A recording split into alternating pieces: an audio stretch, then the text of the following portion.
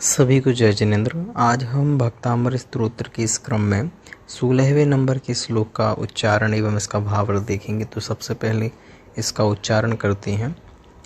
निर्धूमवर्तिरपवर्जित तैलपूरः कृत्स्नं जगत्त्रयमिदं प्रकटीकरोषि गम्यो न जातुमरुतां चलिताचलानां दीपो परस्त्वमसि नाथ जगत प्रकाशः। हे जिनेन्द्र देव, आप जगत प्रकाशक हैं और ऐसे जगत प्रकाशक दीपक हैं जिसमें ना बाती है राग रूपी, ना द्वेष है, ना मोह है। तो देखिए इसका अर्थ देखते हैं। निर्धूम, निर का मतलब होता है रहित और धूम मतलब धुएं से। देखिए दीपक जो होता है वह जगत का प्रकाशक तो है, लेकिन फिर भी उसमें क्या है, फिर भी उसमें किसी न किसी प्रकार का कलंक है अथवा विकारी द्वैत, दूसरे से प्राप्त सहायता आवश्यक है। लेकिन आप ऐसे दीपक हैं जो स्वप्रकाशित हैं ना। तो क्या कहते हैं, निरधूम यानी धूम यानी धुएं से रहित, वर्ती यानी बाती से, तो ऐसा ही है निर्धूम निर्वर्ती यानी बाती से और धूम से रहित। अपवर्जित, जो रपवर्जित लिखा है ना, तो उसका वो रात विसर्ग हो जाएगा है ना, विसर्ग, और इसमें लिखा अपवर्जित, तो बाती और धूम से रहित।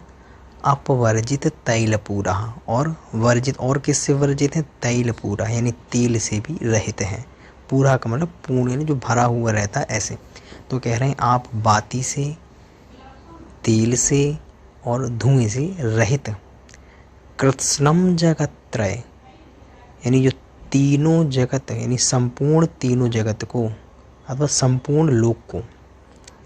इदम, इदम जगत्त्रय कृत्स्नम प्रकटीकरोषि, प्रकटीकरोषि मतलब उसको प्रकाशित करते हो, यानी भगवान आप बाती धूम और इस तेल से रहित होते हुए भी कृत्स्नम, इदम कृत्स्नम जगत्त्रयम प्रकटीकरोषि यानी संपूर्ण तीनों लोकों को प्रकाशित करते हो।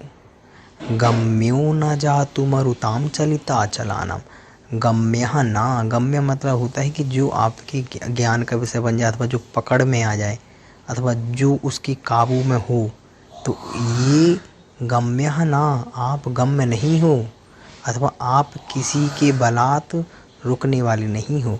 तो गम्य ना, जातु कभी भी गम्य ना, जातु का मतलब कभी भी, ना गम्य, गम्य नहीं हो। कैसे गम्य नहीं हो भाई, तो कह रहे हैं मरुताम चलिता चलानाम, चलिता चलानाम मरुताम, अथवा जो चलायमान कर देती है पर्वतों को, पर्वतों को चलिता चलानाम यानी पर्वतों को चलायमान करने वाली मरुताम वायु से गम्य ना, आप गम्य नहीं है। देखिए वायु जो है, अब देखिए दीपक में इसमें कितना अंतर है। दीपक तो तीनों लोगों को प्रकाशित करेगा, लेकिन फिर भी उसे सहारा लेना पड़ेगा बाती का, ठीक है, उसको तेल का सहारा लेना पड़ेगा। लेकिन एक तो आपको सहारे से भी रहते हैं, दूसरी बात उसको तो उस दीपक को, ये जो वायु है जो पर्वतों को हिला सकती है तो दीपक को बुझा देगी। लेकिन आप गम्य है ना, आप गम्य नहीं हो, आपको कोई नहीं बुझा सकता। मरुता चलान, चलिता चलाना मतलब ये जो मरुताम का मतलब वायु भी जो पर्वतों को, चलिता चलाना जो पर्वतों को हिला देती है, गम्य है ना, आप उससे भी गम्य नहीं है। दीपः अपरः, विच्छेद करेंगे तो दीपः अपरः त्वम असि नाथ जगत प्रकाशः, जगत प्रकाशः नाथ, हे नाथ जगत प्रकाशः त्वम असि, तुम हो। दीपः अपरः, अपर का मतलब होता है जिसके जैसा कोई ना हो, आपके शरीर का कोई नहीं। तो कह रहे हैं दीपः अपरः यानी अपरः दीपः, अथवा आपके जैसा दीपक, नाथ जगत प्रकाशा। देखिए अन्वय कैसे बैठेगा, अन्वय जैसे भी पीछे कहा ना कि बाती से, धुएं से, अंधकार और तेल से रहित, तो उसको यहाँ पे लगा लें कि बाती धुएं तेल से रहित। अपरः दीपः यानी अपर, आपके जैसा कोई दीपक नहीं, अपर यानी आपके शरीर का कोई नहीं है।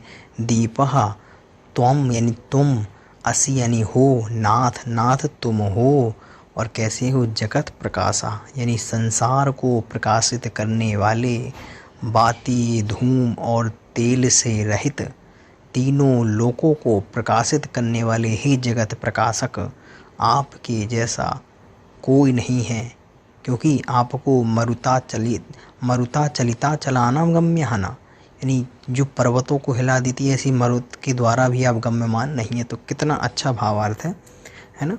इसका अर्थ एक बार फिर आपको बता देते हैं कि हे भगवान, दीपक तो ऐसा है जिसको जो मरुताम, जो वायु से बुझाया जा सकता है और किससे, बाती से युक्त है, तेल से युक्त है, परंतु भगवान आप इन सब से रहित हैं और आपको ना कोई बुझा सकता है, आपका जो प्रकाशक है उसे कोई अवरुद्ध नहीं कर सकता और ना आपको किसी अन्य की आवश्यकता है, आप स्वयं प्रकाशक हैं। देखिए इसका भावार्थ देखिए, हे भगवान, आप राग द्वेष मोह रूपी तेल धुआं बाती रहित त्रिलोक प्रकाशक अपूर्व दीपक हो, जो प्रलय पवन से भी नहीं बुझाए जाते।